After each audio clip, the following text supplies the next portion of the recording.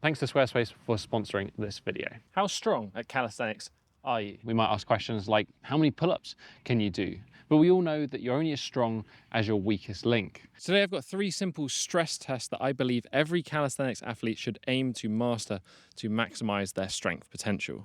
But I want to hear from you. How did you get on with these tests? Let me know in the comment section down below. Did you pass all 3? Did maybe it highlight some weaknesses you didn't know you had? Yeah, join the conversation and let's jump into these tests. First, let's take a look at the grip. This is a common weak link and problem area that can limit people expressing their full strength in pulling patterns. It can also lead to some elbow troubles down the road if it's not managed and trained carefully. It's really quite a simple one. We're basically going to do max rep of pull-ups, but the caveat is you have to start each rep with a 30-second hang.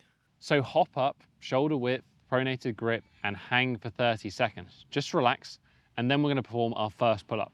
Chin over the bar, usual good form here. Lower back down into that dead hang position. We're going to go for another 30 seconds.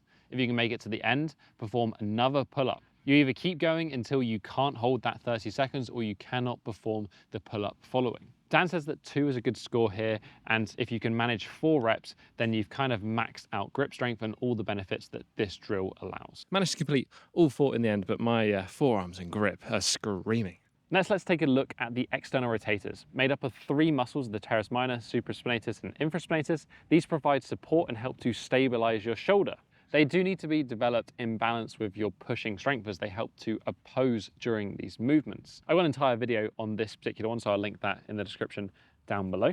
This test, which is the side external rotation. As we want this to be proportional to our strength, the goal here is to be able to achieve 10% of body weight for 10 repetitions. This is very much inspired from Charles Poliquin and his strength ratios.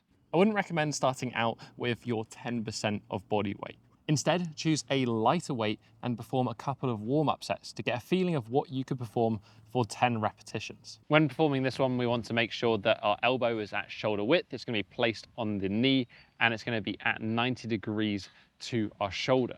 We're going to lower with the arm at 90 degrees as far as we can, keeping the shoulder in the same place, and then pulling back up from the mid-back. This gives a nice numerical value we can compare in the future as you progress. It's also a great way to highlight imbalances between sides. Certainly if we see a few reps difference, then maybe that's an issue that we might want to address. Before we jump into test number 3, I want to mention today's sponsor, which is Squarespace. If your weakness is coding, you don't need to worry. It's never been easier to create a professionally designed website tailored to your brand and optimized for every device to ensure a great experience. You can create an online store and start selling your products, whether that's services or your own custom merch. Is how I started my business 7 years ago.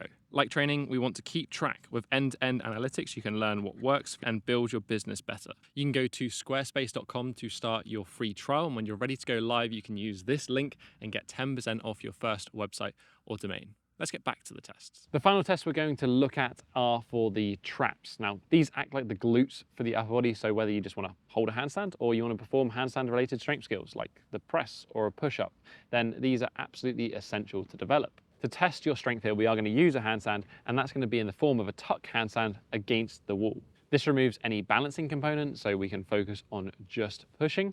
And the goal is to be able to achieve a 30-second hold in this tuck position. If you're new to handstands, then I would aim just to hold a chest wall straight handstand for 30 seconds. This is still going to challenge your traps. It's still going to be hard, but it's not going to be as extreme. When we tuck the legs up, we're placing more focus on the traps to resist falling forward. You can cheat this one, so form is key. We want hands closer to the wall and under the hips.